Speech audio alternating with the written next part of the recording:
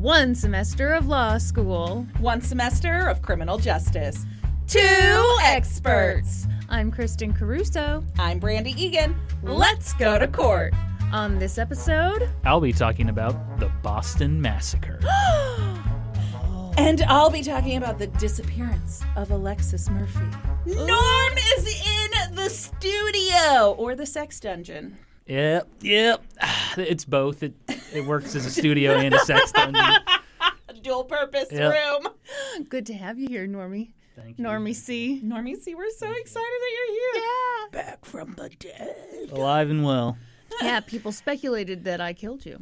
Yeah. But this is obvious proof that you are not dead. Could be a deep fake. People are now speculating that I have murdered David and buried him next to Norm as well. Because I've done a lot of newlywed murders recently. I mean, you have. They're not wrong. The other thing people are speculating is that David and I have secretly gotten married, and that's why I'm doing newlywed cases. That checks out. No, we have not. I am here. I'm back to kill the feminist agenda on this podcast. Excellent. Here I am. Norm, I'm so excited you're here. Yeah, me too. Ooh. Do you want to tell the people why you're here? It is my beautiful wife's birthday this week. Mm-hmm. It was November 2nd, so thought, you know what, let's give her a week off from work. I'm going to do a case. It's like a Sweet. birthday gift for you. Yeah, I love it. Yeah. And you know what? I thought, ooh, maybe I could take this extra week to like work on a super big case for next week, and I didn't. So Imagine I if- don't blame you. Imagine if people did this in like the corporate world where like I was just I like thinking, went in for you. I feel so to your lucky that I office. have a job where like you can literally be like, I'm going to do your job this week. Great. Great. Yeah, but what if I do a terrible job? I mean, then then we won't invite you back. We will hear about it. Yeah, The people will not be shy. that's true. You can do that. Yeah, people do not hold back on the feedback, Norm. You know You're this. right. I do know this. As someone who was once accused of ruining our feminist agenda. Well, they were right. I mean, I guess we should just like do an ad, right? I think we should. All right, let's talk about. The fall brings a lot of my... You don't have your ad copy up, do you? God damn it. What ad are you on? Pretty Litter. Where does it say anything about the fall? Please share or ask co-host to share what your favorite fall scents are. Fireplace burning, cozy candles, holiday meals, pumpkin, everything all the time. Patty, please include all this. They need to know how unprofessional she is. My God! I'm sorry. I am the basicest of bitches, and I fucking love fall scents. I don't know was if I gonna say- correlate them to cat litter. Okay, I also like fall scents. Man, I can't. I'm you so know, sorry. For as passionate as you are about fall scents, I know. I can't believe it was that hard to rope you into this conversation. I've got 12 fall scented candles at home right now.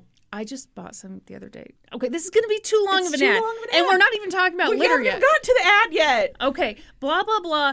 Scents Scents, that we we love fall scents. Did you notice I didn't say the smell of a litter box? I did notice that.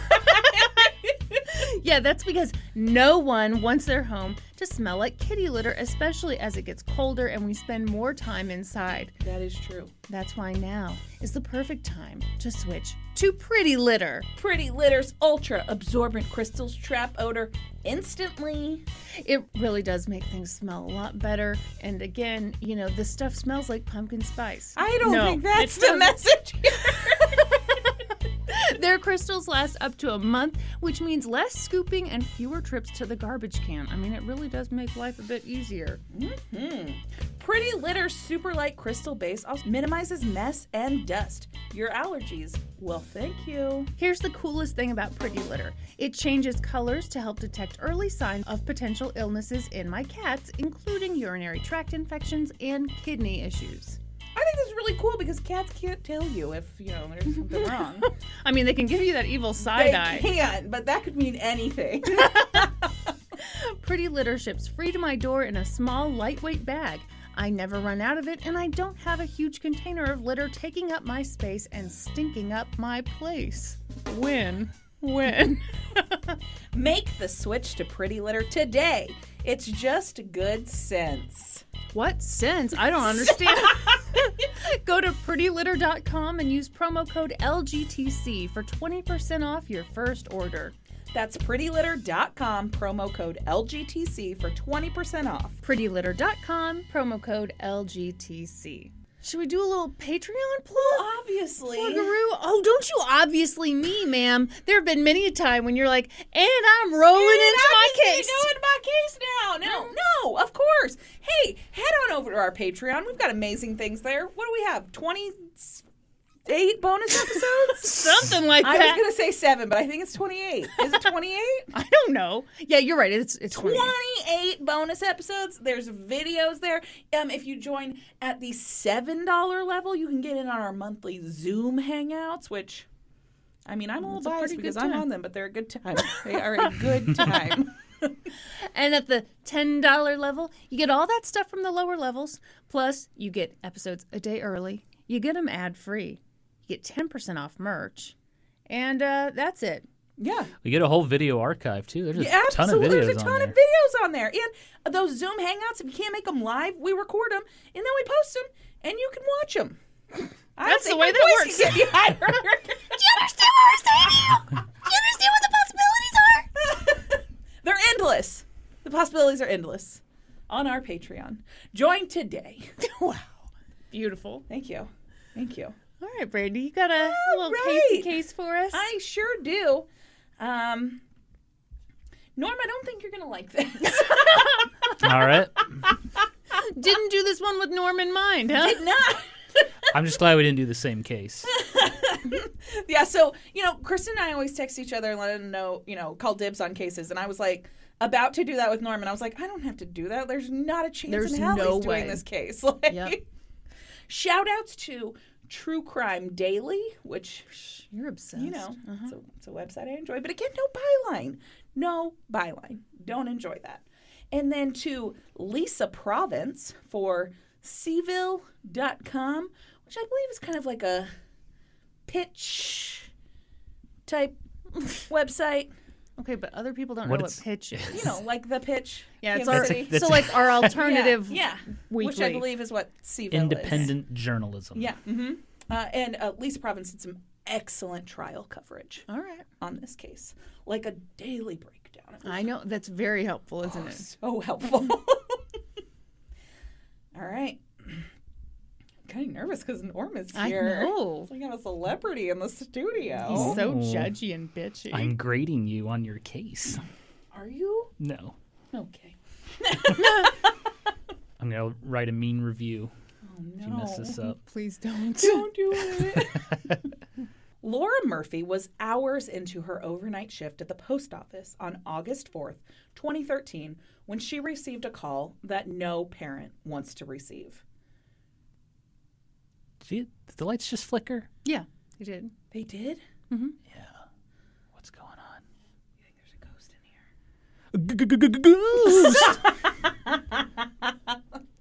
Ghost! Halloween did just end. Yeah, and the ghost did not leave. The ghost did not leave. Creepy. Anyway. Her daughter, 17-year-old Alexis Murphy, had missed her midnight curfew. Her grandmother had awoken in the early morning hours to find that Alexis wasn't home. Alexis was the type of 17-year-old who was so responsible that she had literally never missed curfew before. She was the captain of her high school volleyball team and planned to become a collegiate athlete, and she took her future very seriously. So when Laura got that call, she immediately knew that something was wrong. Laura had talked to Alexis the previous afternoon as she had gotten ready for her overnight shift.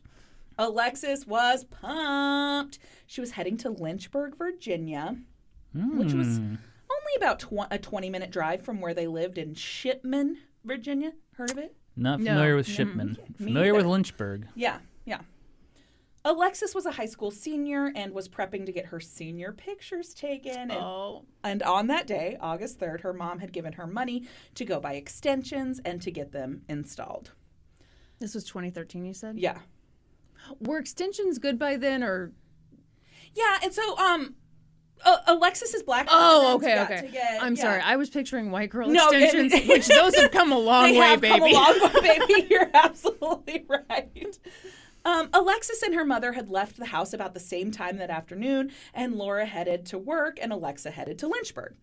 Alexis was big into social media, and she had a pretty big Twitter following.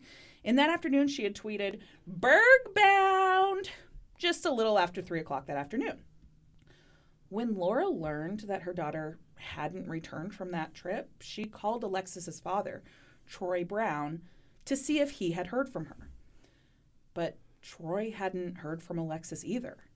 He was just as worried as Laura was and told her that they needed to call the police and report Alexis missing. Something was wrong. This was not like their daughter. She had never done this before. And on top of everything else, she had borrowed her dad's car that day. She would have never failed to return it, as promised. So Laura and Troy reported Alexis missing to the Nelson County Sheriff's Office. And this is one of those rare, refreshing times when they just went right to work. Okay. Investigating the teenager's disappearance. Immediately. So that whole, someone has to be missing 24 hours before you report it. That's all BS, right? No, it's not BS. It's not necessarily BS. I think because she's a teenager, that probably played into this more, why they immediately went to investigate it. With adults, you see that a little bit more. But yeah, it's kind of a jurisdictional call, I think. I always see it in movies. Yeah. And it happens. Yeah. A lot. Nothing I can do for 24 hours. Wow, you sound like every police That's the officer cop, yeah. ever. Sorry, lady. Hasn't been 24 hours. So I think part of the reason here that this was investigated so heavily, right away, is partially because of Alexis's heavy social media presence. When word of her disappearance got out, her thousands of social media followers were quick to spread the word, and a search started immediately. Wow, okay. By the night of August 4th, helicopters were brought in to do an aerial search, and the FBI joined the investigation.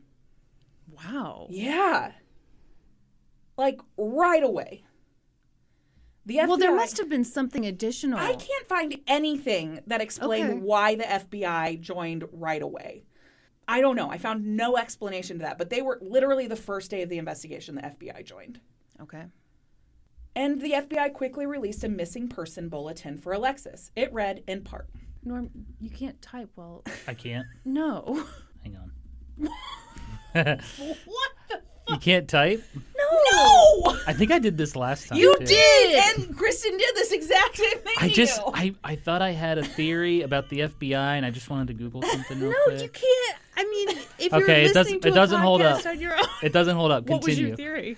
That Lynchburg was close. Well, I mean, DC. FBI is headquartered in Virginia. I actually thought the same thing, but it's not close.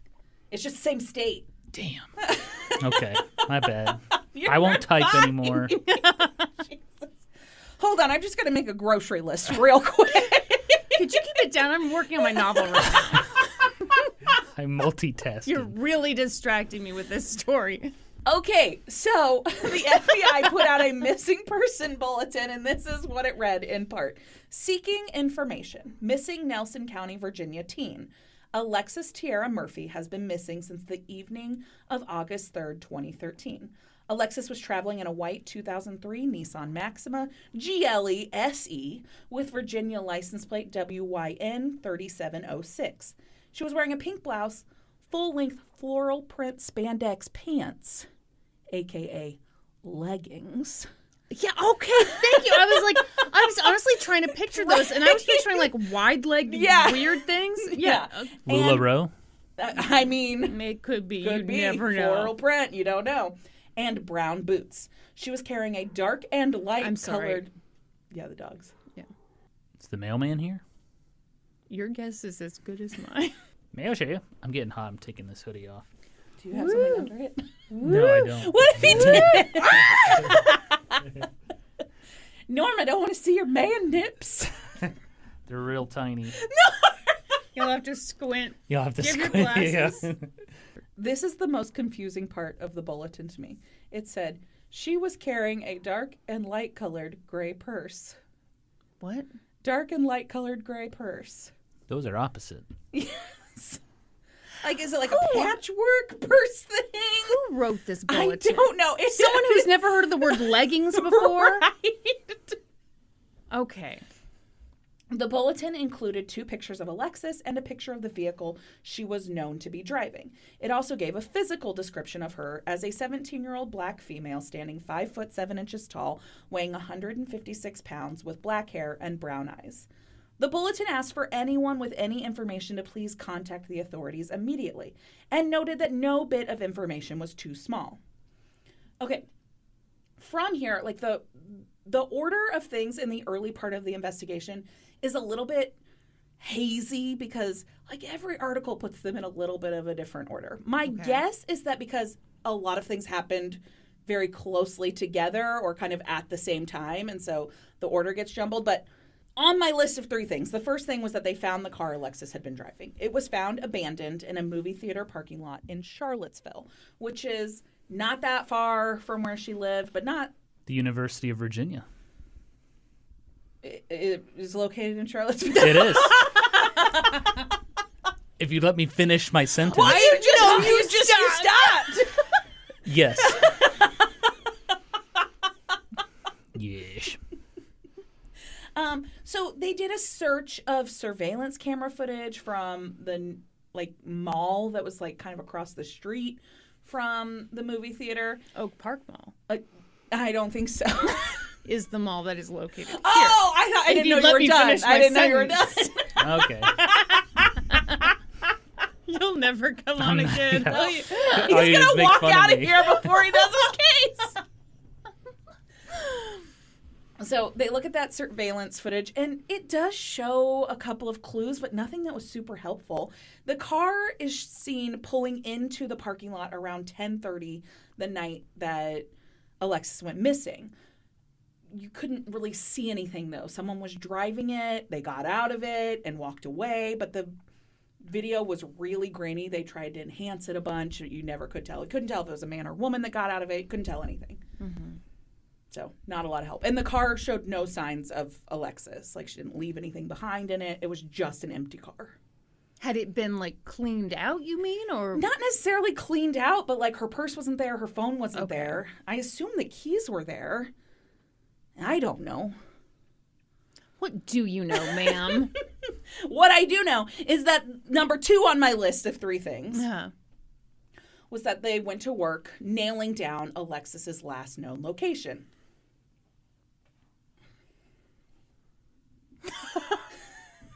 Norm, do you have something to say? I'm offended. No. It's about time someone spoke up. Go ahead, Norm. Nope. Everyone, Brandy just burped. I did. And it's inexcusable. I apologize. Norm's never seen a woman burp before. He's married to you. Because he's married to me, exactly. No. He's married to a lady, okay? I bet Norm's walls have shaken from his wife burping. It's true. We've got plaster walls.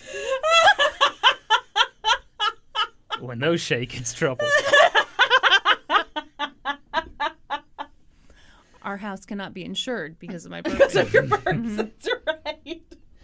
Okay, so they knew that there was this gas station in Lovingston, which is another town right in that same area, that was a local hangout for teens, and Alexis was known to frequent there.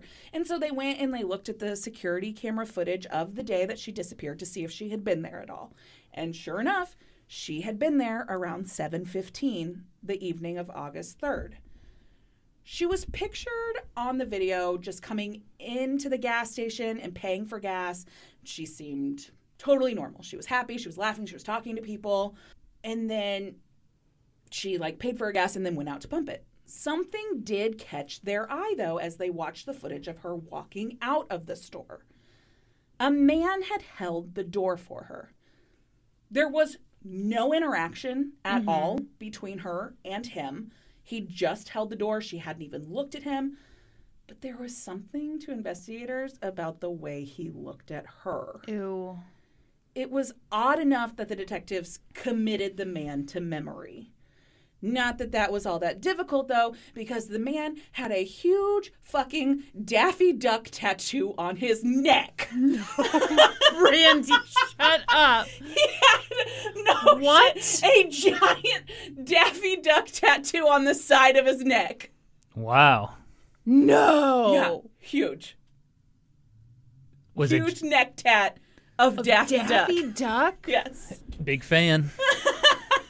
Oh my God. I mean, that's quite an identifying mark right there. Yeah.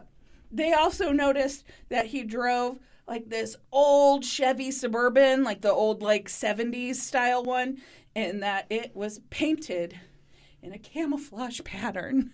This man was not blending in. Or even though he clearly had made an effort. That is. Was it like a homemade camouflage? Oh, yeah. Okay. Oh, yeah. Why'd I even ask? This was not, that didn't come off the line that way, Kristen. I don't think this was a paint job Chevy offered. Well, he was trying to blend in because he had a Camouflage. Was the Daffy Duck, was it well done? I didn't see a close-up of it. But what I think is the most alarming about this is I've seen a picture of this man. Mm-hmm. I don't remember seeing any other tattoos on him. His first He just tattoo went all ever. in on a Daffy Duck neck tattoo. Wow. Is there, okay, I'm getting stuck on the wrong thing. Okay. But there's nothing to Daffy Duck. How do you make a connection to Daffy Duck? I don't know the answer to Right? that. He likes the cartoon. Yeah. Well, yeah, but I mean, he has no real personality. Oh, Daffy has a personality. how dare you? Have you never seen his bill spin around his head? He's also Duck Dodgers. What? Oh my gosh, you two. What the fuck is Duck Dodgers? His alter ego, he's like the space hero, Oh, Duck Yeah, Dodgers. Okay, yeah. Okay. All right. right. Okay, but this was Rabbit land season, duck Duck, season. right? I believe this On is his just neck. regular old Daffy. Thuffer and fuckatash. Also, this man's like, I No, don't wait, know. is that Sylvester? That's Sylvester. Oh man, I'm clearly not How a Daffy fan. embarrassing. How embarrassing. I'm not a Daffy You're fan. proving my point. Yeah, there's nothing to Daffy There's Duck. nothing about Daffy No. Duck that's memorable. Sorry. Worth noting also, like, this man, I would put his age at late 50s. He's just like this, like, 50-something white dude with a big Daffy Duck neck tat. I've got to tell you something, and I'm not bragging, but I knew that.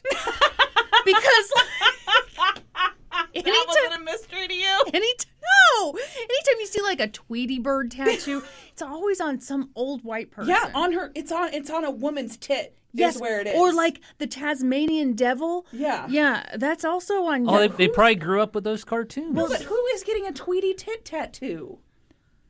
Brandy, don't be rude. Kristen's secret. Everyone, Tweety I just tattoo. pulled my boob out. What would you shit yourself if I pulled down my shirt to reveal? I'd like to shit. I'd like to shit, as they say in the South. You know, I collected Tweety Bird when I was a kid. So to your point, Norm, I've never once wanted a Tweety Bird tattoo, and I very much grew up with Tweety. That's fair. Okay, so we've got a total weirdo. on Yeah, our total hands. weirdo, and like weird enough that just standing there holding the door, investigators are like, don't like the look of this guy. Okay, so the third thing on my list, in no particular order, is that they discovered that Alexis's cell phone was still pinging. It was no longer active, but the location was pinging on it.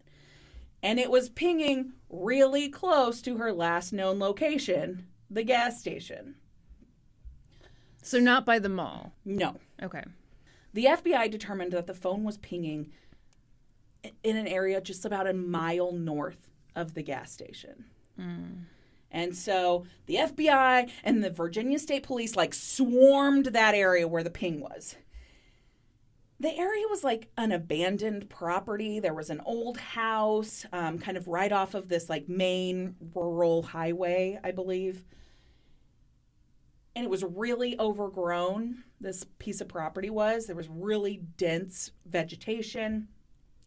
The way it was described is basically by the time you walk like 5 feet from the road, you're basically in the shadows because there's so much vegetation.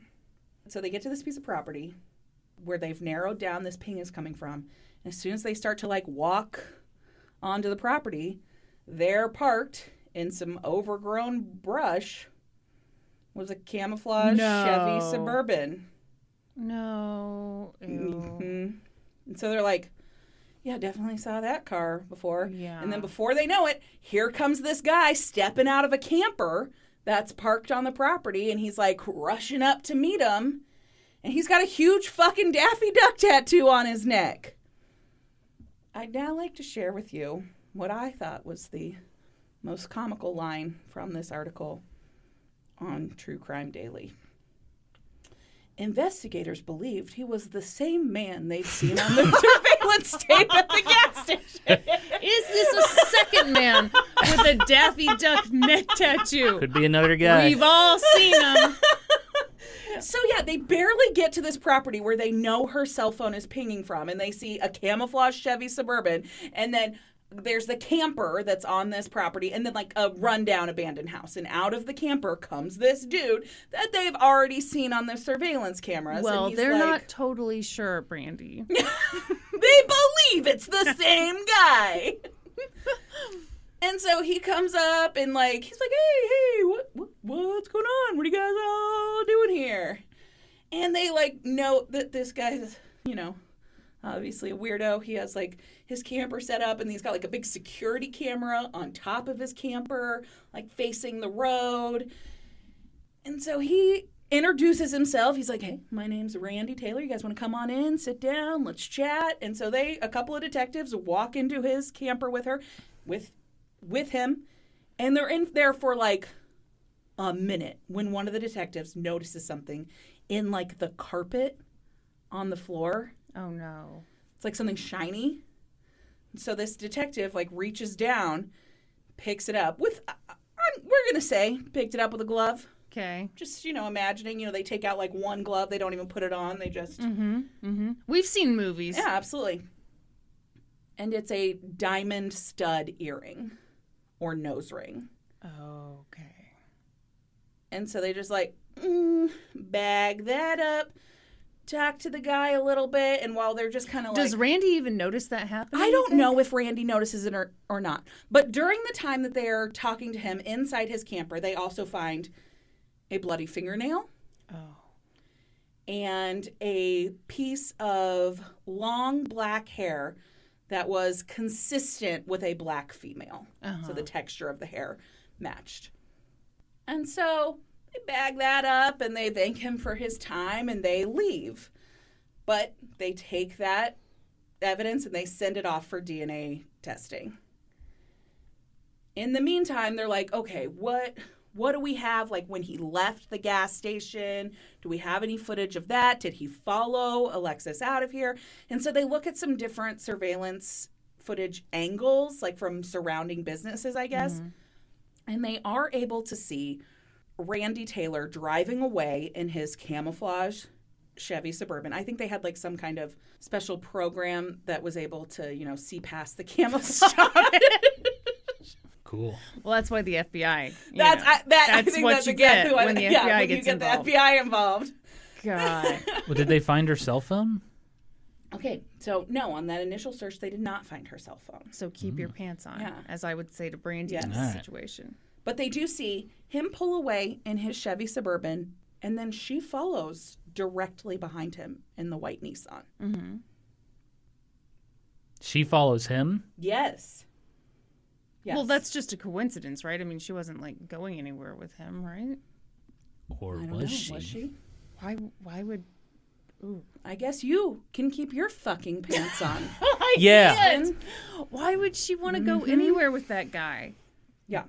Big Looney Tunes fan. Stop. Oh, no. Norm. What? Okay, So they run DNA tests on that evidence that they've pulled from him. The fingernail, the hair. The hair strand had the bulb attached to it, the root attached to it. Mm-hmm. That means it was ripped out. Oh. Mm-hmm. And then they also tested the diamond stud, and all 3 of those came back matching Alexis's DNA. Okay. Now go in and fuck his shit up. So now they're like, okay, obviously this guy's a suspect now, which again, this article really spells it out. This is what they say. Once that was a match, it became clear that Randy Taylor was a suspect. They don't want to jump the gun. Allegedly. And so they go back to his trailer and they have a conversation with him and let him know, like, hey, we found these things in your camper. And they have this missing girl's DNA on him. Anything you want to tell us? And he was like, okay. I did see her that night. Mm-hmm. And they're like, what do you mean you saw her?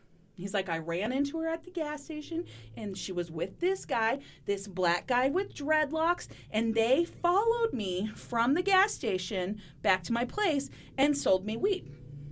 Except for the black guy was in camo the whole time because he didn't show up on the surveillance tape. You know, don't even worry about that, Okay. Kristen. All right, I won't. And they were like, okay, so they came with you here to your camper to sell you weed as just like some guy they ran into in the gas station parking lot. Mm-hmm. And he was like, yeah. We had a good time. We hung out for a little while. They were here maybe hour, 2, not sure. I left at one point and bought beer, and then I came back and the guy and I drank, a beer together. And then they left, and when they left, Alexis was happy. She was smiling. She was laughing, and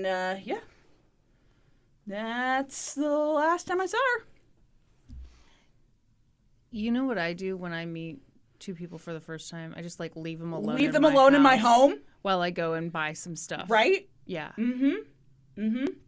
And so they're like, okay, great. Do you have a name for this mysterious black man with dreadlocks who was in your camper alone the very first time you met him? Mm-hmm. He's like, oh, yeah. His name was Damian Bradley.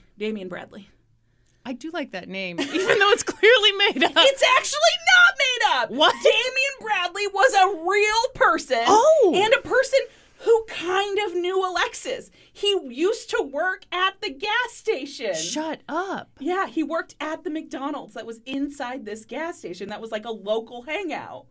Wow. Yes. Okay. And so they track down this Damian Bradley, and they're like, a little bit suspicious because this guy has skipped town. He's moved to Birmingham. Wow. Yeah, and they're like, okay, this does look like a little suspicious. So they track down Damian Bradley, and they're like, they do the thing where they shine the light in his face, and they're like, where were you on the evening of August 3rd, 2013? Mm-hmm. Wow. And he was like, I was with my dad and my girlfriend in Alabama. Yeah. And they're like, oh, you were you? And then it turns out that his alibi was airtight. There was no chance that he was anywhere near the gas station or Randy Taylor's camper that night. And they were like, okay, well, this whole fucking story is made up. Do you think Randy made that story up? I think Randy did make that story up. I always trust a guy with a Daffy Duck neck tattoo. Well, and this comes out later, but it turns out that Randy was just this creepy guy that hung around the gas station for hours at a time and just stared at everybody. So he knew enough to be like, oh, this guy does at least kind of know this girl. Imagine if he was like, yeah, his name was Bob Marley. So all now, right, buddy. Yeah. So now investigators are like, great, we have the DNA, and we know that Randy has made up this complete story. And so they place him under arrest and charge him with abducting Alexis Murphy. When they report this information to Alexis's family, they show them a picture of Randy Taylor. They give them the name, and they're like, no idea who that is. Yeah. And so then they show him a picture. And Alexis's aunt, Trina Murphy, was like, oh my gosh, I know that guy. What? he had worked at the dealership that she had bought a car from, and like Alexis had been with her, and he had been the one to give them the keys to the car they bought. Shut up. Yeah.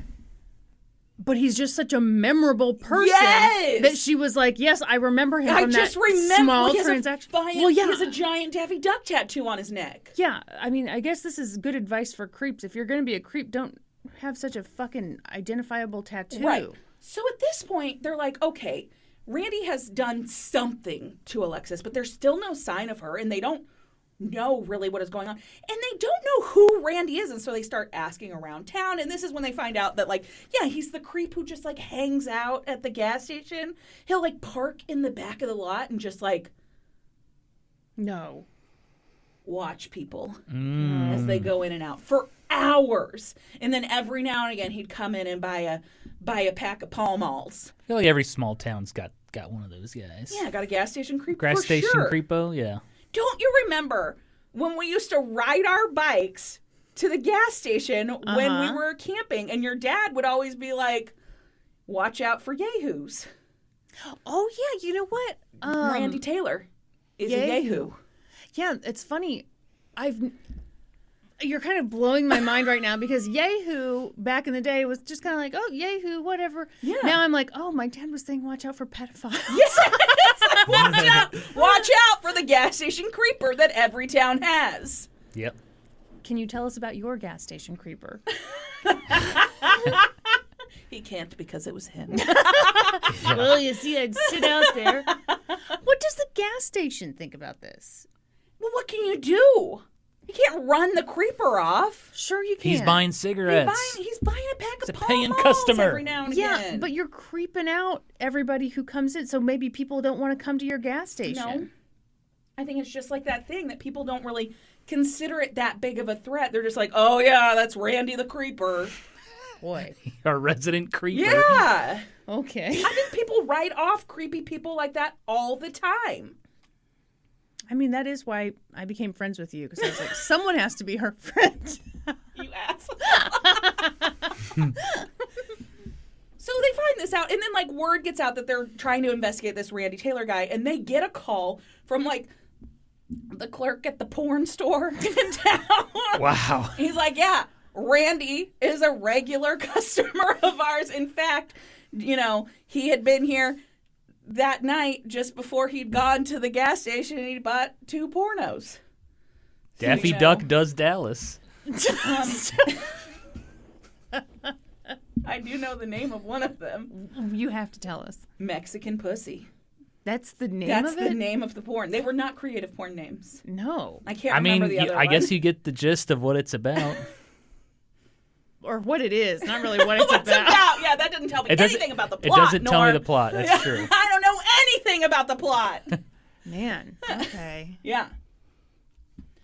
And so now they're like, again, this is, I think, okay, I sometimes think, and again, I'm not shitting on my source. I think you are shitting on your source. But I think sometimes they put in these, like, paragraphs that are just kind of filler. And, like, surely no one is investigating this and really thinking this, right? Because at this point, they're like, well, when we got that call from the worker at the porn shop, we thought, maybe there's a sexual motivation here. But even then, a lot of people watch porn and they're not going to, like, abduct someone from a gas station. Well, yes. So even then, I don't know that I'm totally on board with that.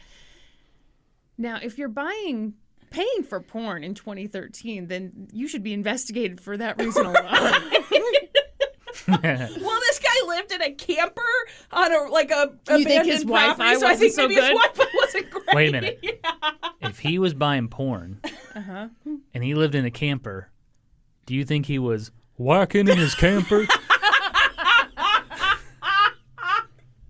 I do. I was like, where's Where's he this going? Oh, finally. Yes, I do. That's the whole reason Brady told this case was so that you could do your Hank Hill impression. Officer, Randy was whacking in his camper.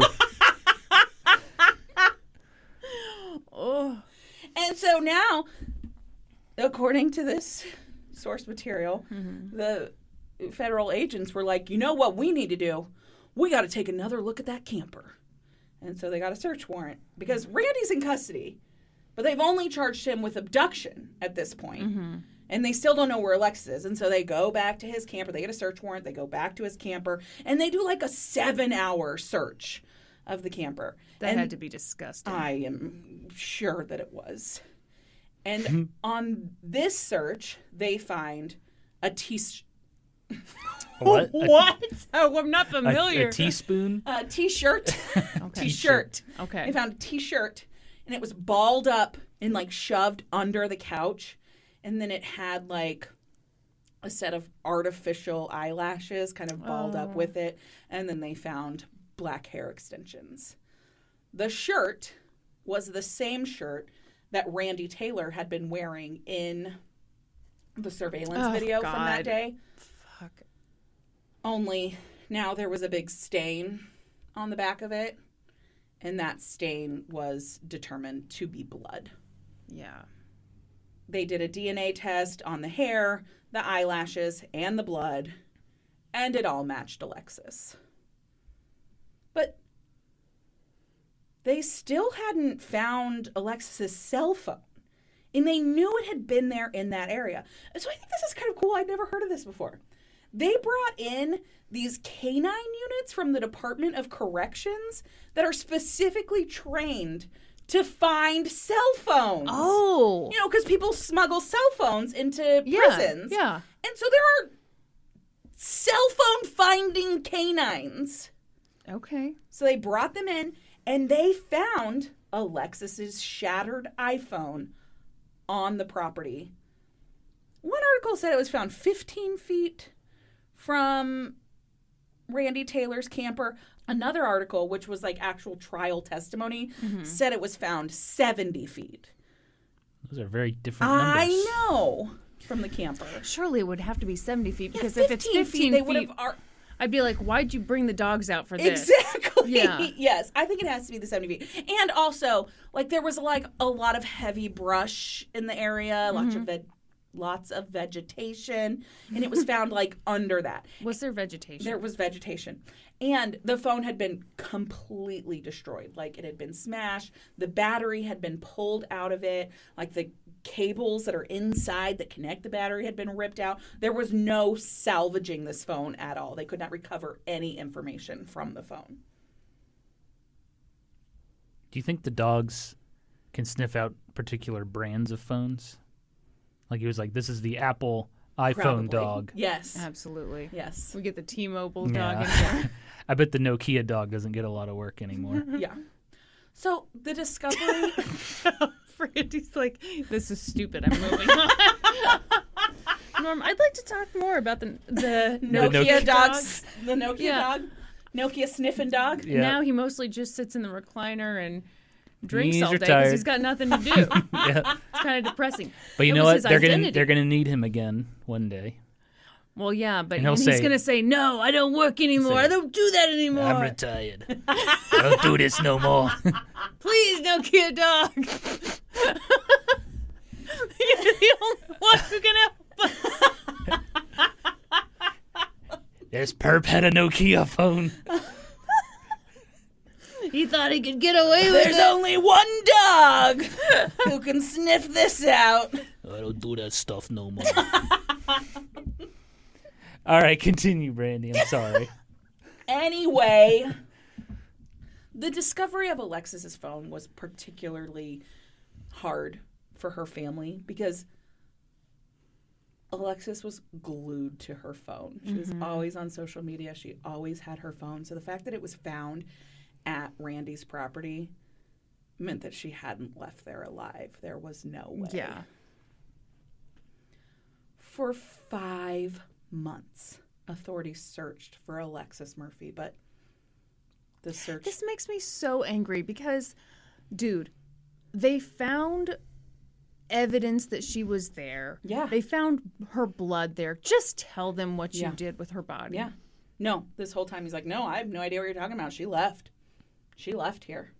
She was happy. She was laughing. She was with Damian Bradley or whatever his name was. Bob Marley. Bob Marley. But the search continues and it found nothing. There was no sign of Alexis. Finally, the prosecutor made a bold move.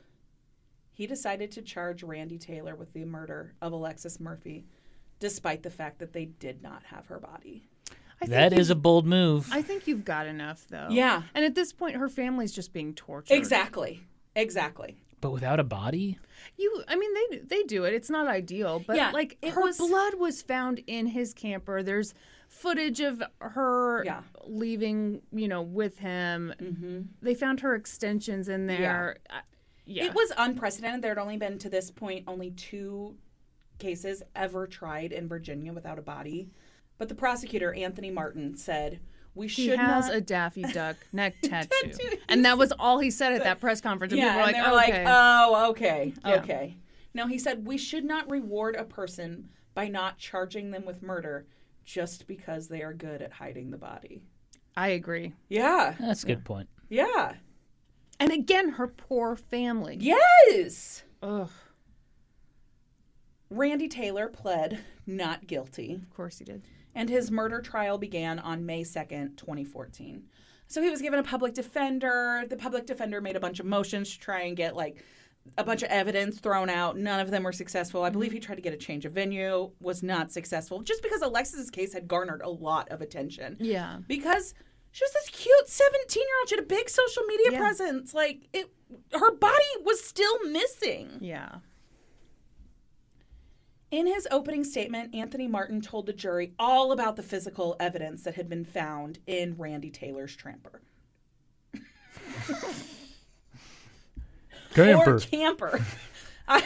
Tramper, camper. It's like a trailer / camper. I was thinking he was tramper size. I'll thank you never to bring that up again, Kristen. No, did you know that one time Brandy signed up for a tramper size class? Tramper size. Yeah, I went to tramper size, which is like an aerobics class that takes place at one of those trampoline parks. Oh. Sounds super fun, right? Yeah. Well, I thought so too. But it turns out I went to an advanced class and it was all 16-year-old cheerleaders and me. And they're practically touching the fucking ceiling and I'm like, did I get off the trampoline? Did I catch some air? And so I made it exactly 7 minutes and then I said I was going to go get a drink of water and I left. How old were you? 30 years old. Oh, Jesus. No, probably not. But I was probably, about that, between 28 and 30. Wow. It was horrible. And the guy that was teaching the class, he knew what I was doing. Yeah. well, of course. I was like, I'm just going to go get a drink of water real quick. And he was like, okay. And then I walked down, because you have to walk down the stairs off the trampolines. And he poked his head around. He's like, now come back. No, he didn't. Yeah. That tool bag. Yes. I was like, fuck off. Yeah. You see, I'm not a high school gymnast. Get away from me. So anyway, it turns out that the prosecutor laid out the evidence that had been found in Randy Taylor's camper. Oh. They had found Alexis's blood in there, her torn fingernail, her hair with the roots still attached.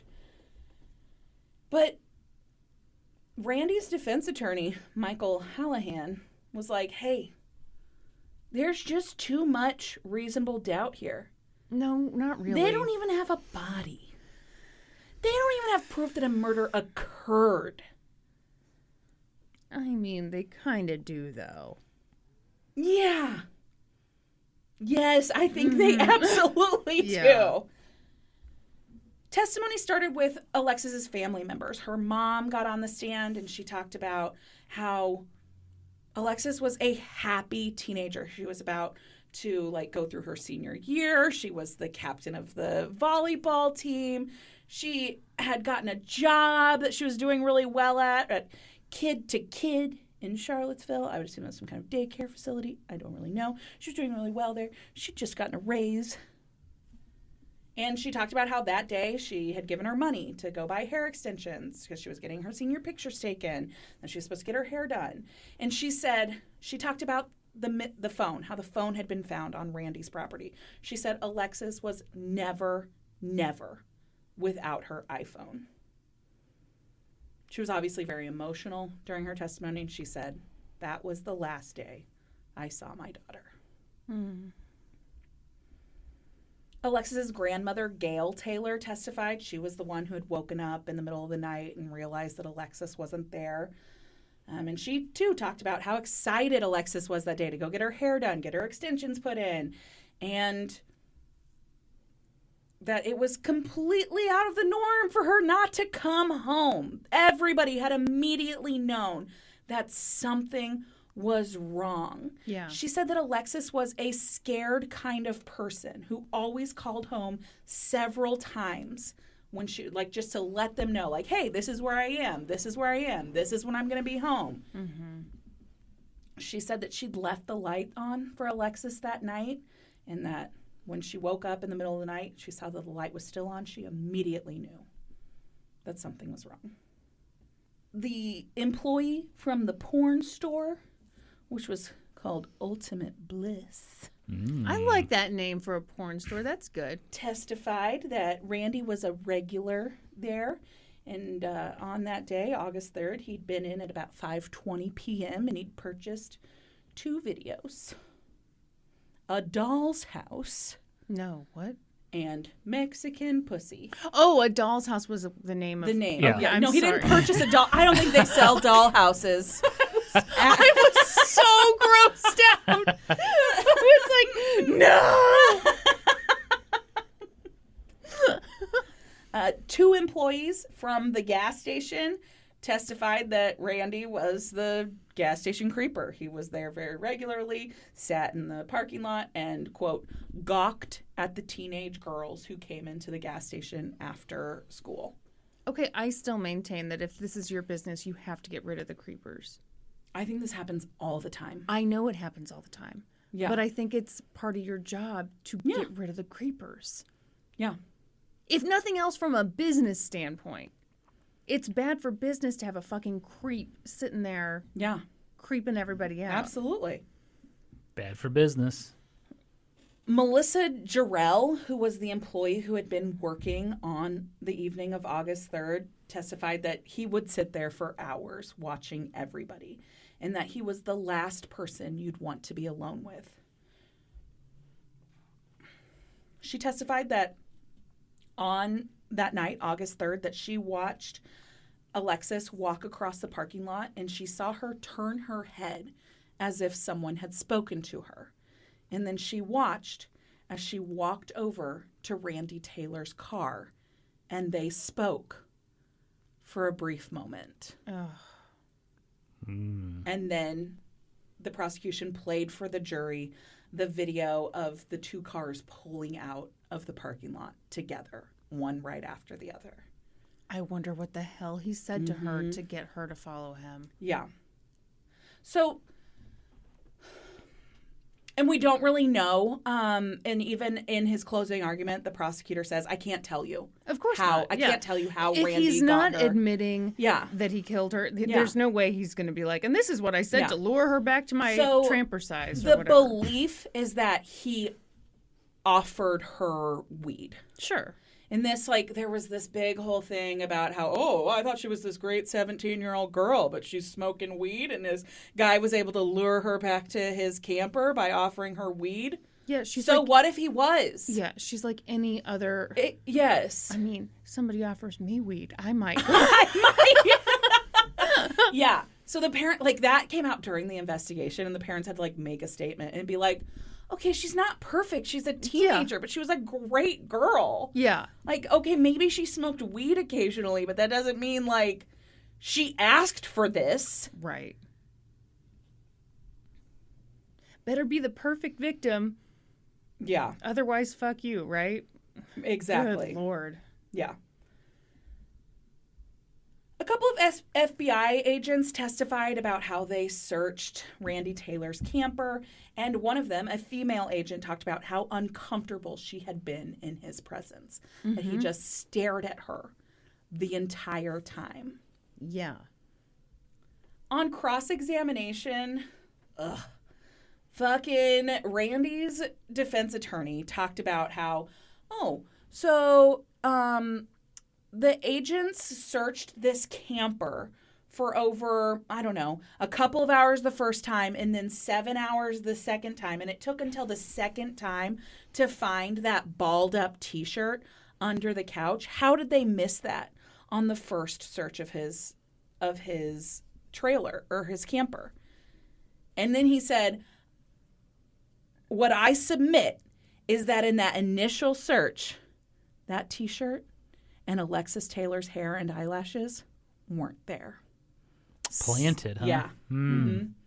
That's what he argued in court, that the FBI had planted that evidence. I'm sure he has evidence of that happening. Well, right? yeah, there's no evidence of that. Well, why wouldn't... So everything was planted then? Well, no. So that's just it. The first search was just like a preliminary search and an interrogation of Randy Taylor. They didn't do a thorough search until they got a search warrant. Okay. And that's when they found that stuff, during a thorough search. So the hair that had been ripped out by the root, the defense attorney would argue, like, that just happened while they were hanging out. No, when she was alone in the camper with Damian Bradley. Oh. Mm-hmm. We're still sticking to that. Yeah, because Randy left and went and bought beer. Right. Who knows? Even though Damien had the alibi. Who knows what happened in there when he was gone? Okay. Who knows? Oh my God. Yeah. Not a great defense, gotta say. So up till the trial, it had kind of been a mystery how Alexis's car had ended up in that movie theater parking lot. But at the trial, the prosecution was able to put forward some evidence of how it wound up there and tie it to Randy Taylor. I was going to ask that. Yeah. Why was her car in the movie theater parking lot? So they pull up, so the prosecution played surveillance video from a nearby business, an armed forces recruiting station, that showed the Nissan appearing in the parking lot somewhere around 10:30. And then they put a witness on the stand, a bartender named Jerry Madison Jr., who testified that he was working at Applebee's, which was like right down the street, at 10 p.m. that night. And that sometime between 10 and 10:30, Randy Taylor had showed up at Applebee's. He was all sweaty. He was aggravated, and he sat at the bar, ordered 2 Heinekens, and said his buddy was passed out outside. But nobody ever came in with him. Nobody ever joined him. And then after he'd sat there for a few minutes, he asked the bartender to call him a cab. So he drove the car. He drove the car. He left it at the movie theater parking lot, walked down to Applebee's, and had them call him a cab. Ugh. The cab driver testified that he drove Randy Taylor out to Woods Mill, which is an area about 3 miles north of where his camper is. He didn't drop him at his property. That's what? Yeah. What, did he walk home? I don't know. But if you weren't up to anything suspicious, why wouldn't you have... Why wouldn't you just go home? Yeah, exactly. Huh. Yeah. So when it was the defense's turn to present their case, they attempted to put forth a theory that Alexis had been human trafficked. They called an agent from the FBI child abduction raid response team and asked him a question about sex trafficking, but the prosecution objected immediately, and the judge sustained the objection, and the witness was dismissed without answering any questions. Well, yeah, because was there any evidence No! that that's what happened? Yeah, No! So get out of here. And so there was this big argument. The jury was like asked to leave the room. There was this big argument, and the defense attorney was like, I want trafficking on the record. And the judge was like, no, absolutely not. It doesn't apply here at all. Yeah, exactly. During closing arguments, both sides agreed on one thing. Randy Taylor was a liar. Randy's attorney said, you know what? Randy Taylor is not charged with lying to the police or smoking marijuana or driving on a suspended license. Yeah, he lied to investigators repeatedly. You can suspect he's guilty of something, but that's not beyond a reasonable doubt. I think it's a pretty weak argument. Yeah. I don't think that's good. My client is full of shit.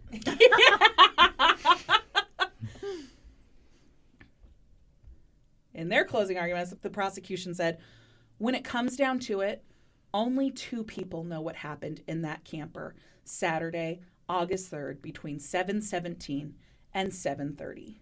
One of them is here. That's the defendant, Randy Taylor. The other has been silenced. The prosecutor referred to the testimony of family and friends who had said, Alexis was this rising star senior. She was happy in her life. She was looking forward to going to college. He said, all of that changed when she walked across the parking lot of the Liberty gas station and that man held the door for her. And then he went on to talk about how Randy Taylor had lied to investigators through the whole thing. He said he thought he could fast talk his way out of this. He tried the oldest trick in the book, blame it on someone else. And he dragged in poor Damian Bradley. The prosecutor went on to admit that he didn't know why Alexis had gone to Randy's camper that night. He said, yeah, it could have been drugs, but that is abduction by deception. Yeah. That does not change the outcome. The prosecutor described Randy Taylor as a hunter looking for prey. She was seized and detained by him as soon as she got on that property, like a deer hunter. The one thing that could have saved her was her cell phone. The biggest problem in Randy Taylor's story, he continued, and it is a story, is that she left alone and was fine. Is it reasonable for her to leave without her hair extension, her nail, her blood, her cell phone? He reminded the jury that it was not necessary to produce Alexis's body for a homicide conviction. And he repeatedly used the word child to describe Alexis. She was a child. He said, Randy Taylor wants you to reward him for disposing of the body.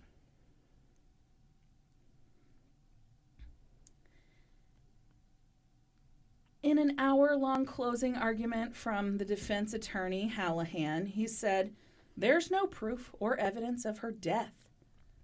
And he insisted that police had the wrong man when there was clear evidence that a third party was present that night. I'd love to hear that Yeah, evidence. where's the evidence? Where's the evidence? He used Alexis's family's testimony against them in his closing argument, saying, they told you themselves that she never would have gone to a strange man's home by herself.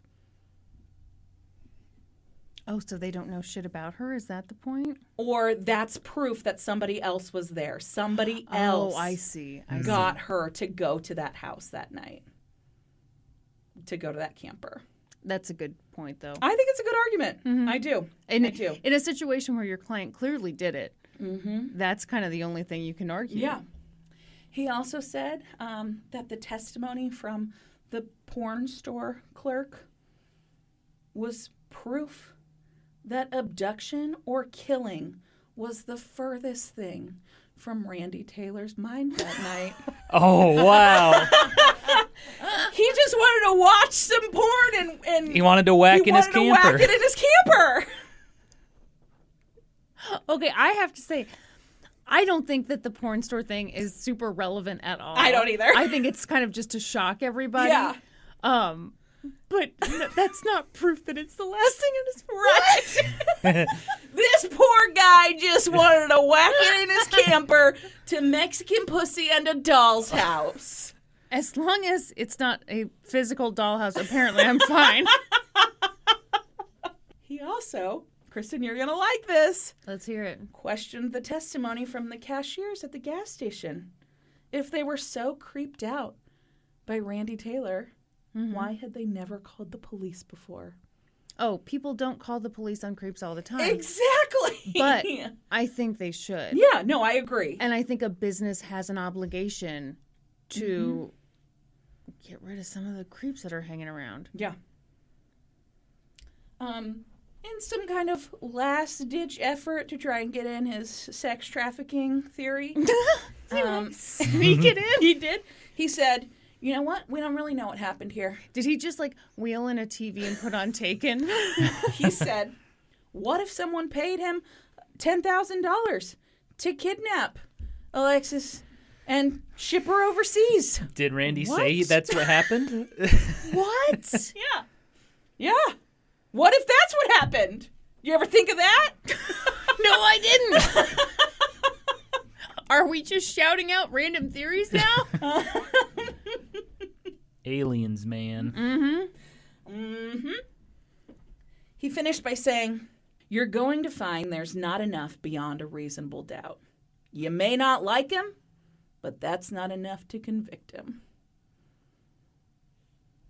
In their rebuttal, the prosecution was fired up. They put up like a whiteboard presentation of like Randy's lies and listed them all out. Mm-hmm. And then they opened the evidence bags and pulled out Alexis's bloody fingernail and held it up for the jury and said, no abduction, no murder, while holding up like the bloody evidence. Yeah. And then they finished by saying, evil triumphs when people do nothing. Don't let evil triumph. This trial only lasted like 5 days. It was pretty quick. And the jury of 5 men and 7 women found Randy Taylor guilty of first-degree murder and abduction with the intent to defile. So he's found guilty. His sentencing is scheduled, for like a couple months out. And then something happened. They found her body. Nope. He died. Nope. She had been sex trafficked. Liam Neeson found her. No. 2 months after Randy Taylor's murder conviction, a suspected serial killer in the area made headlines. His name was Jesse Matthew, and he happened to be a large black man with dreadlocks. The same description Randy Taylor gave police of the man he claimed had come to his camper with Alexis Murphy the day she disappeared. Okay. Huh. So Jesse Matthews was charged with the abduction and murder of 2 women from the area, Morgan Harrington and Hannah Graham. Both girls went missing out of Charlottesville, which is the same area where Alexis had disappeared, and the police and prosecutors were shitting their fucking pants. Yeah. They were like, is it possible that we just convicted the wrong man? Mm-hmm. Probably no, because of the bloody fingernail and all. And he showed up at Applebee's sweating. Right. So they did like a real quick cross-examination of their case against like the Jesse Matthews case. They did a DNA comparison, and they were able to definitively exclude Jesse Matthew as a possible suspect in Alexis Murphy's death. Whew. How do you know? Was he off killing somebody else at the time? No, so they had some DNA samples apparently from the scene that had never been tested. Okay. But they came back as Randy's, not Jesse's. There was no sign that Jesse Matthew had ever had any contact with Alexis, had been anywhere near the trailer. It just was purely a coincidence that there was a serial killer operating in that same area at this time. Okay. So now it's time for Randy Taylor to be sentenced. And all of this time, he'd been, maintaining his innocence. And then, right before sentencing, he makes a play to try and get a reduced sentence. Mm-hmm. He's like, hey. I'll tell you where the body is. How about I tell you where the body is, and in exchange, you sentence me to 20 years in prison. 20 years? Yeah, which he was going to be sentenced to 2 life sentences. Yes, absolutely. And so the prosecutors bring this to Alexis's family. No. And they want nothing more than to give Alexis the proper burial. I know. They say no. They said no to the deal. Yeah. They're like, we will find her. We know we will find her. Yeah. But this man has to go to prison for the rest of his life. Yeah. And so they turned the deal down. I wouldn't have blamed them if they took the deal. I wouldn't have No. either.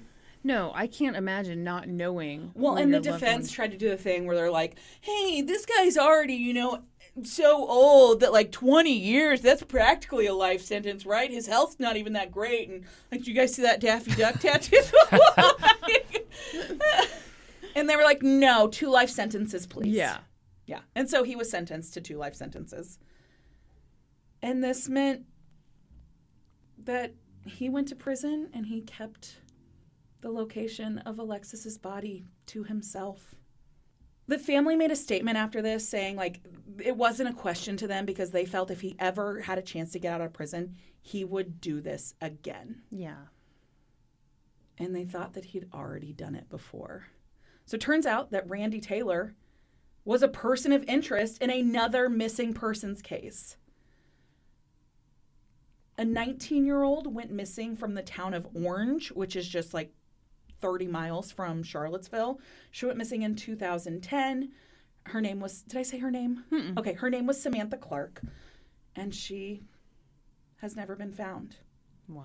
The last person she spoke to before she went missing was Randy Taylor. Yeah, Alexis's family did an amazing selfless thing. Absolutely, by they saying, no, he's just going to rot. Mm-hmm. So when this information came out that he was a person of interest, he had lived in the same trailer park as Samantha at the time of her disappearance.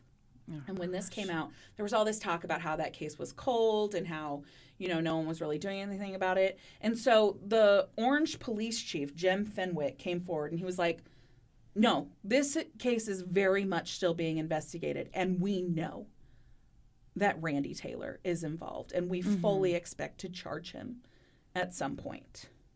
The police chief said that Randy Taylor is very much currently considered a person of interest in the Samantha Clark case. They plan to charge him at some point and move forward with it. And if convicted, Randy Taylor could face the death penalty. But this left Alexis's family still not knowing where her remains were. They searched for her, but there was really nothing to go on. And then in December of 2020, Randy Taylor finally led the police to her remains. Wow. So they were located on private property in Nelson County, which is the county that she disappeared in. The investigators said that they did not negotiate with Randy to get him to lead them to her remains. But they did sign a transfer order for him. He wanted to transfer to a different prison, and they granted him that. Well, that is negotiating. I agree, that's negotiating, but probably worth the outcome. So her body was located December 3rd, 2020. The announcement of the discovery was not made until March of 2021. This gave time for a positive identification, and it gave Alexis's family the time they needed to finally give Alexis a proper burial. Yeah. Alexis's family released a statement at the time that it became public that her remains had been found.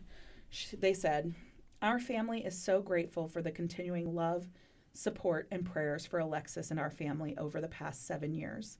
While we have been grieving the loss of Alexis since 2013, we had remained hopeful that she would be found alive and well. Alexis was the fashionista, athlete, and joker of our family. We are blessed to have loved her for 17 years, and her memory will continue to live on through all of us. Our family would like to extend a heartfelt thanks and sincere gratitude to the citizens of Nelson County, the FBI, the Virginia State Police, the Nelson County Sheriff's Office, and all of the search and rescue teams for your commitment and unwavering support to find Alexis. You all kept the promise you made in 2013 to bring Alexis home." And that's the story of the disappearance of Alexis Murphy. Oh, gosh, that's so sad. Yeah. So that serial killer guy, he was convicted of 2 murders. And they also think that Randy Taylor's likely a serial killer, and they happen to be operating in overlapping areas. Well, yeah, there's not like a serial killer, no, like this is my jurisdiction. Yeah, probably not. I'm the creep at this gas station, buddy. Yeah.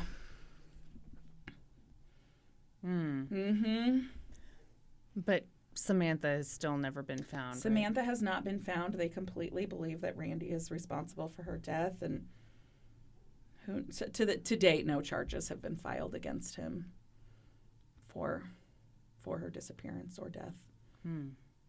Yeah, so I did just a quick read into that. She went missing in 2010. They lived in the same trailer court at the time, and he called her right before she went missing and asked her to meet up with him.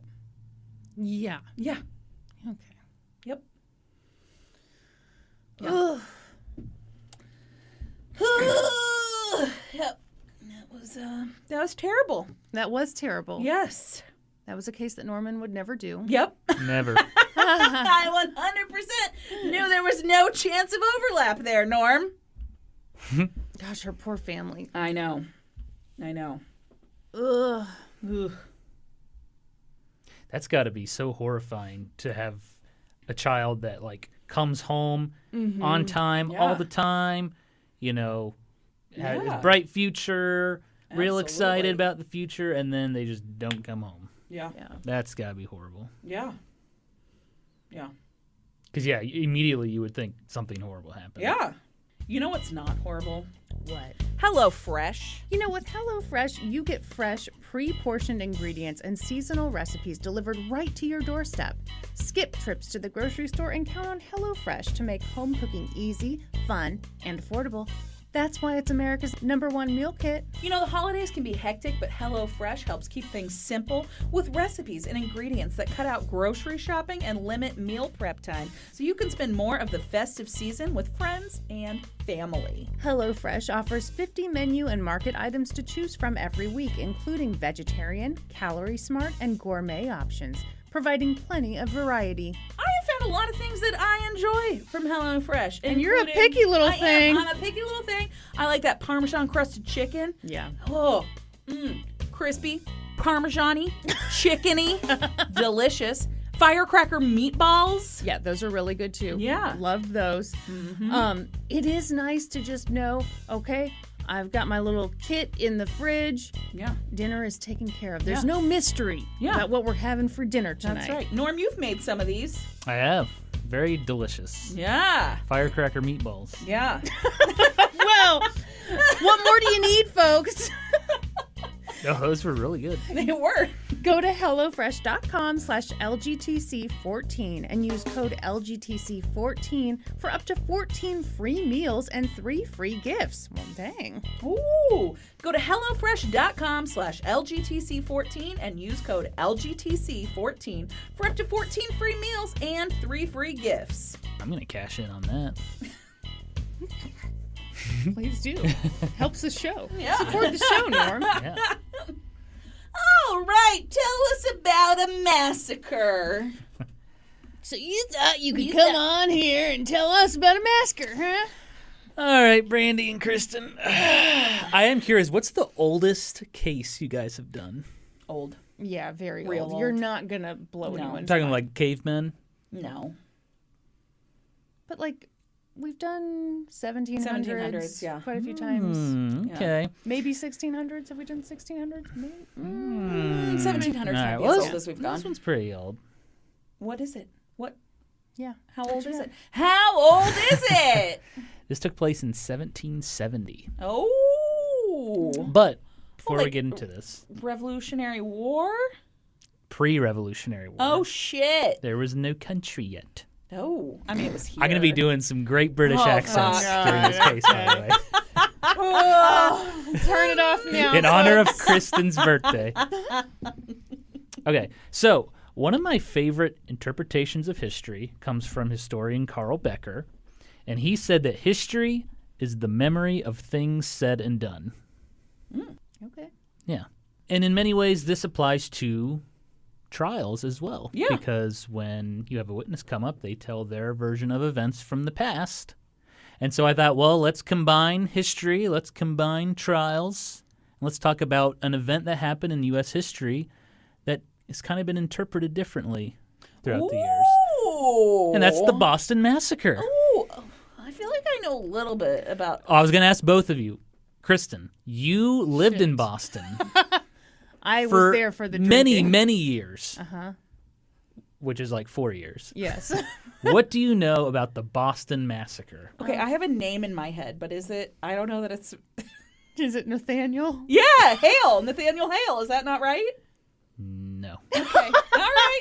Well, then I'm not. I know nothing about the Boston Massacre. It turns Who's out. Nathaniel Hale? Was the shot heard round the world, Norman? Nope. What are we thinking of? What is the shot heard around the world? That sounds I familiar. know it was too. the Boston. From the Boston Massacre. I'm gonna go. What if I just schooled you? Oh, it's Nathan Hale, not Nathaniel. Oh, Hale. that's the Battle of Lexington and Concord. That was the first battle of the Revolution. That's Yeah, that's probably, what I was that's thinking pretty of. close to Okay. the. Now, who is that's pretty Nathaniel close. Hale? Nobody.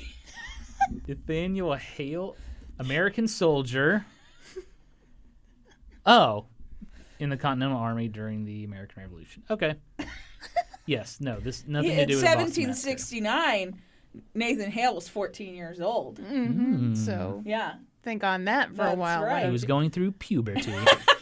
So yeah, you want to know what I know? Yeah. So, What do you know about the Boston Massacre? British soldier Mm-hmm. shot colonial guy, and Colonial guy. people were like, "Oh hell no!" Oh, no. No. Who shot first, the chicken or the egg? Right? I shot the sheriff, but I Connor did not Greedo. shoot the The deputy. deputy. Yeah. So they Yeah. got their muskets. Well, it's very They clear start you shooting neither back. of you know anything about the Boston Massacre. And they were like, I must get my musket. And then they took all their tea and threw Yeah, it in the threw harbor. it in the harbor. Well, And then I they mean, parked their car. There were no cars back then. That's why it was so shocking. And then the molasses flood happened. And it was a real sticky situation. Which is an insensitive thing to say because it was so horrible. Okay. Did we get it? No. Are you mad at us because we I don't ruined even your know case? where you guys went with this We tangent. ruined your whole case. You just gave everything away. Kristen's pretty kind of close. Was Alexander Hamilton there? No. Damn it. The general Here comes the general. Rise up. You're going to am I storm out. gonna be able to tell this Storm case? out of here. Am I gonna be able to speak? Yes, I'm sorry. I'm done. You made a real mistake I by did. opening it up to both of us. Question. I did. Yeah. I shouldn't have asked. That's where you erred.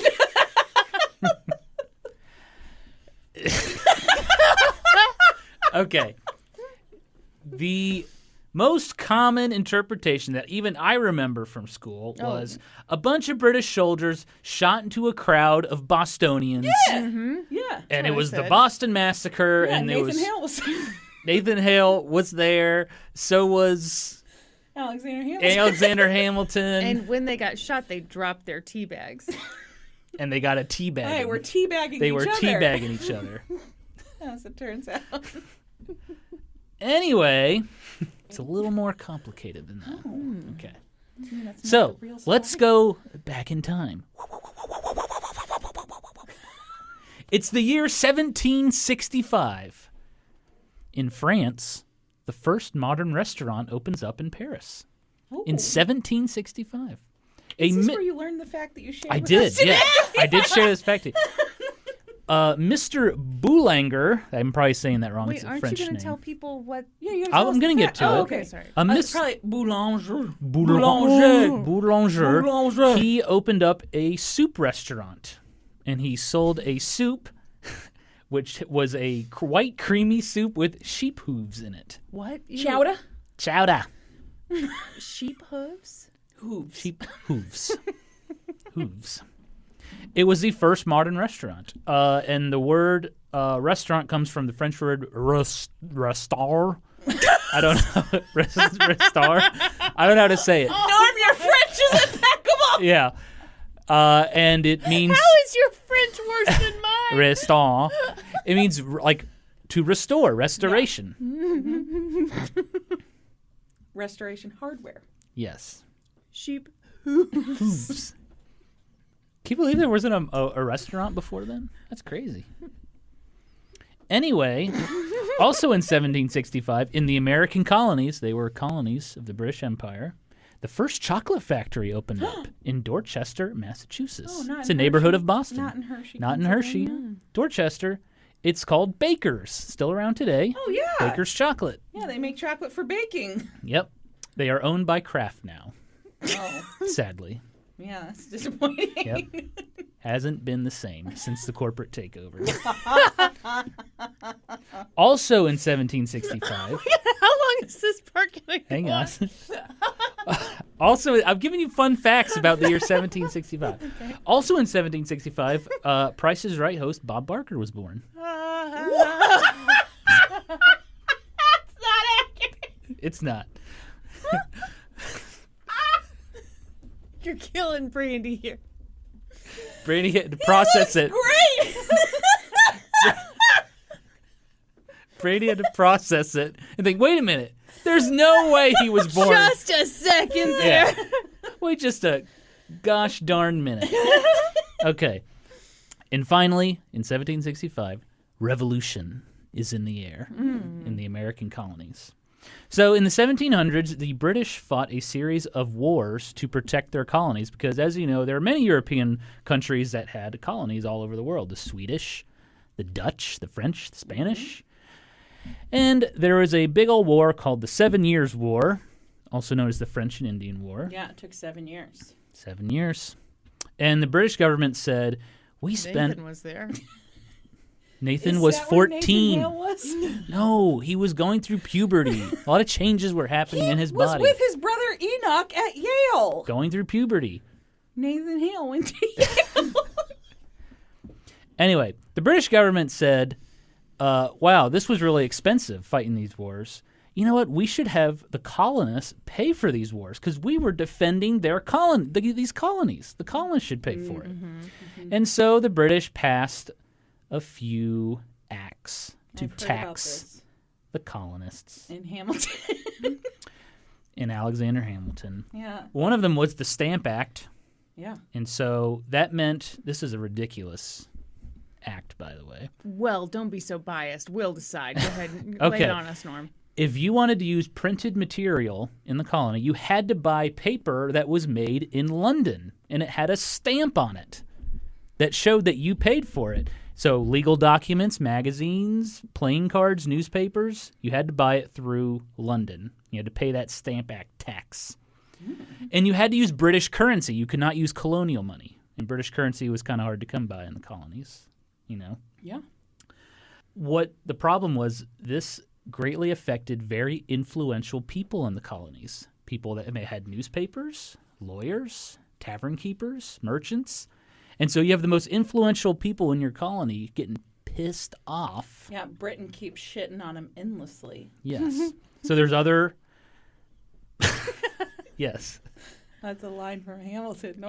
Oh, I fell asleep during Hamilton. Norm saw it once. I saw it once and fell asleep. You know what is a saying that I just made up? What? Don't start a fight with someone who buys their ink by the barrel. And I think that Is that saying from that I Hamilton just too? no, it's something that I just made up. It's not from Hamilton, but I didn't make it up. I'm lying. But I'm just saying this is what they're saying. Don't fight with someone who has a newspaper. Yeah. Yeah. Dumbasses. So they also tried to tax sugar with the Sugar Act, tea, the Tea Act, Yeah, it's- Boston Tea Party. yeah, we heard about that. Of course. At the beginning of this episode. Yeah. And so the British Parliament passed all of these acts by going around Parliament. They didn't even talk to Parliament about this. Rude. They directly taxed the colonists, which the colonists said violated the English Bill of Rights. They said, well, you have to go through Parliament to do this, and we have no representation in Parliament. Taxation without representation. Yes. Mhm, that's a buzzword I remember. And the colonists believe they didn't want to pay for a war that Britain fought for its own benefits. Okay? And Britain saw the colonists as spoiled. They paid less taxes than British mainlanders, and they had way more rights than British mainlanders because they had their own little local governments and They'll be whatnot. back. What? They'll be back. Wait and see. What are you, Arnold Schwarzenegger? What are you talking about? I'm Is this a Hamilton thing again? I'm Jesus. sorry. Yeah, this was a real mistake. No. Britain also said, hey, we fought these wars to defend the colonies. which was true. The French and Indian War, Yeah. Britain was protecting their Yeah. colonies. Okay. Wait, So- are you acting like you know? Not only what I know from Hamilton. So anyway, the colonists start protesting all this. Okay. And so Parliament ignored the protests, and they sent troops to the colonies to enforce all of these laws and to collect taxes. And colonists had to pay for housing, and they had to feed the troops, and a bunch of resentment boiled between Britain and the colonists. And by the way, the Third Amendment of the Constitution, are you aware of what the Third Amendment is? Yeah. Yeah, but I you am, tell but us you- to make sure Oh, okay. that we've got it right. We'll make sure you've got it. Go ahead and say it. Basically, What do you think it is?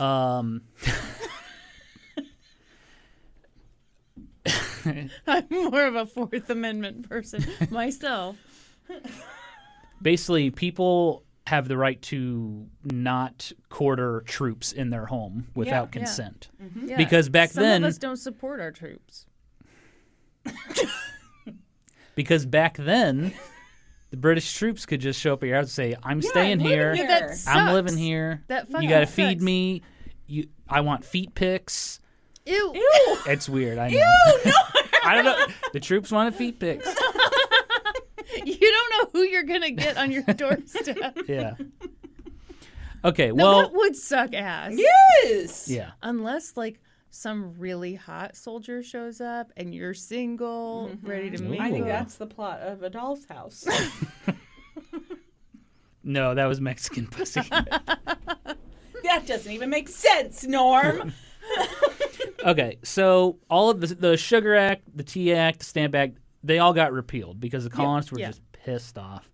And so the British assigned Lord Townsend to the case. He was in charge of colonial revenue. And he passed, in 1768, the Townsend Acts, which he said, all right, we're not going to tax sugar. We're not Did going to he tax name tea. them After himself? himself. I'm not sure. That's so douchey if he did. He said, all right, we're not going to do that. But if you want to import anything from Britain, you got to pay a tax on it. So paint, glass, lead.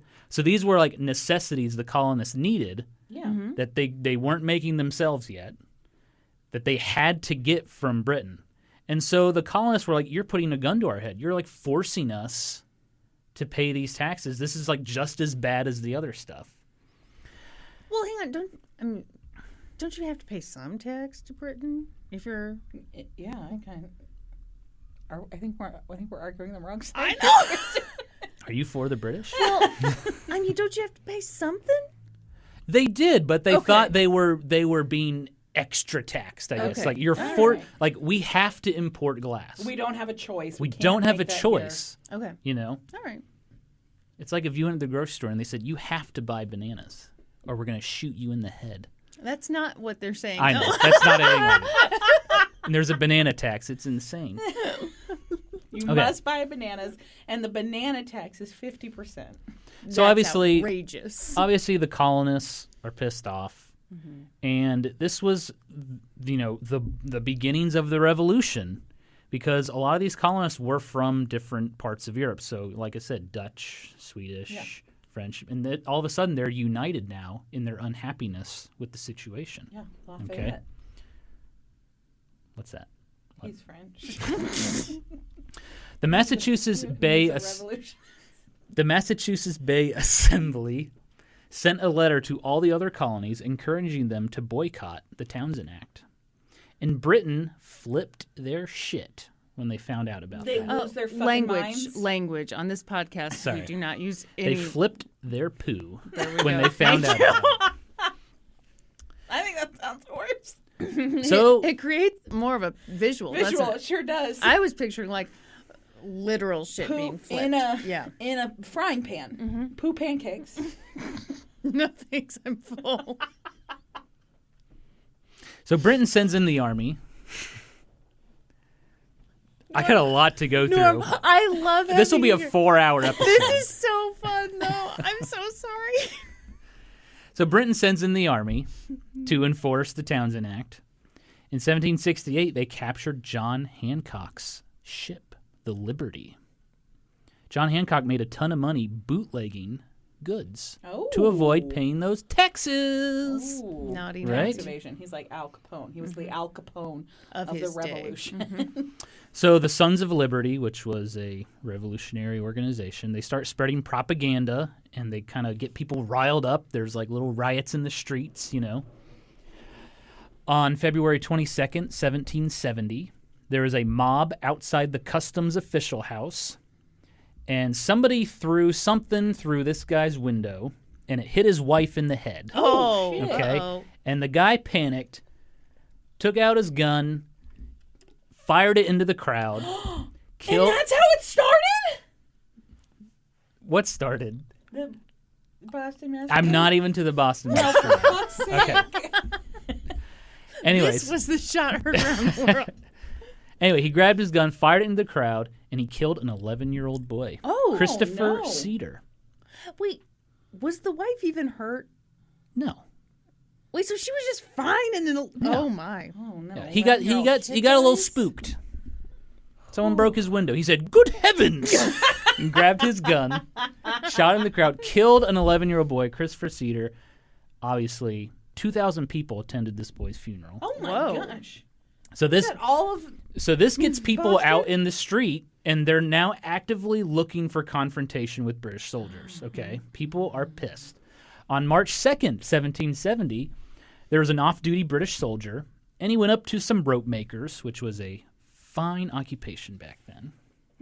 And he asked if... As opposed to the trash that it is today. Yeah. Rope makers don't make shit today. Okay? They don't make them like they used They don't make them like they used to. Off-duty British soldier went up to some rope makers, and he was like, "Hey, do you guys have any work available?" And this was very common among British soldiers. They always looked for extra wages while they weren't on duty. And the rope makers looked at him, and they replied, "Yeah, why don't you go clean my outhouse?" Oh, shit. Oh. And so then the British soldier said, "Good heavens!" Another brawl. Huge brawl ensues between soldiers and colonists. But, it gets settled. Everything's okay.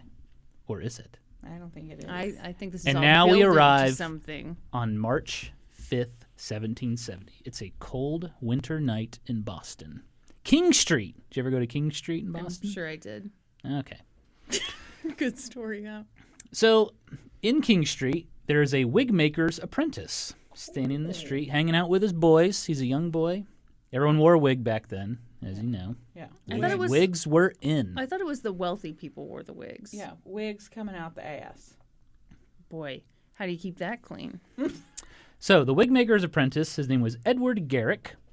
He started yelling at a British captain named John Goldfinch, who was just walking by.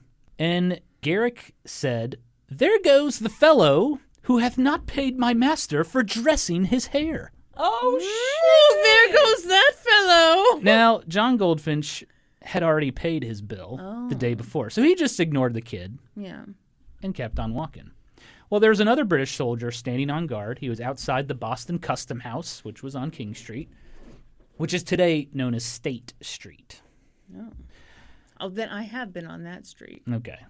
Were you trying to trip me up earlier? No. Oh, okay. So his name was Private Hugh White.